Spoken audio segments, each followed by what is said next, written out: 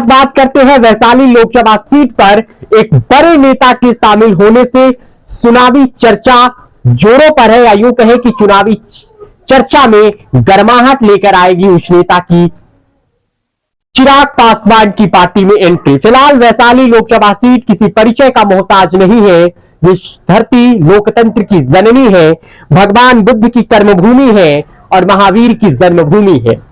Vaishali Lok Sabha seat पर एक बड़ी हस्ती का चिराग पासवान की पार्टी में शामिल होना कई सियासी मायने निकाल रही है।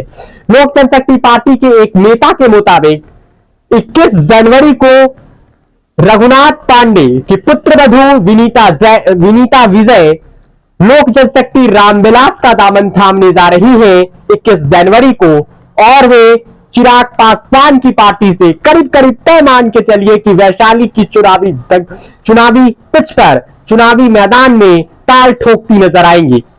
आपको बता दें कि वैशाली लोकसभा सीट का जो इतिहास है, 12 बार लोकसभा का चुनाव हुआ है, 10 बार राजपूत प्रत्याशियों ने जीत का परचम लहराया है, महज 2 बार यहां से भूमिहार प्रत्याशी चुनाव जीत के गए हैं, जिसमें दिग्विजय नारायण सिंह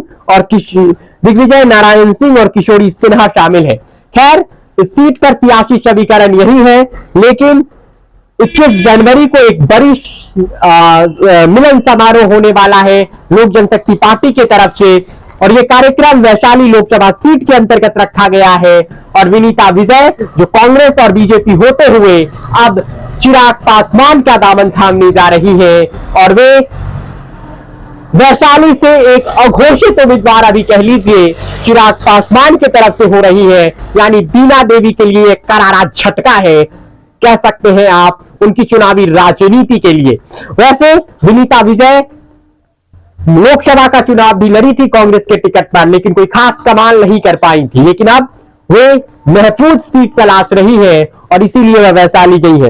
आपको बता दें कि रघुवंश बाबू इस सीट पर कई दफा चुनाव जीते, 1996 में जनता दल से, फिर 1998, 99, 2004 और 2009 में वह आरजेडी से सांसद बने, केंद्र में मंत्री बने जब यूपीए की सरकार थी, और मनरेगा मैन के नाम से प्रसिद्ध हुए रघुवंश प्रसाद सिंह। और इस बात से कोई इनकार नहीं कर सकता है कि मनमोहन सिंह के साथ मिलकर दुनिया की सबसे बड़ी रोजगार गारंटी स्कीम उन्होंने देश को दिया, और जिसमें 100 दिनों की रोजगार की व्यवस्था गांव के लोगों के लिए की एक बेहतरीन योजना थी, एक कमाल की योजना थी।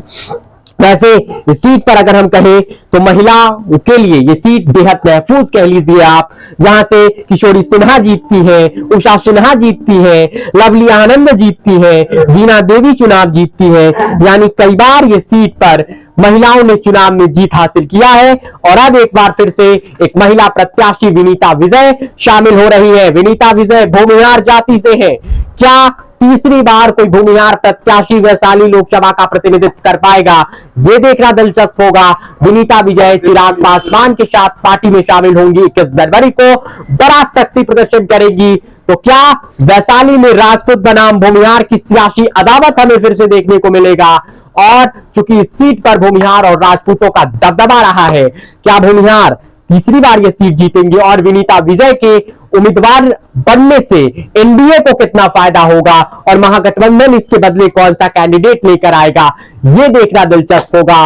क्या वीणा देवी का अब क्या होगा, ये भी एक बड़ा सवाल है, क्योंकि चिराग पासवान विनीता विजय के जरिए वैशाली सीट महफूज करना चाहते हैं, और कई बीजेपी के बड़े बड़े नेता, पूर्व मंत्री रक्षमेश कुमार शर्मा, अजित कुमार, एक सिटिंग एमएलए, सबकी मंसूबों पर, ख्वाबों पर पानी फिर सकता है, जो वैशाली से ताल ठोकना चाहते थे।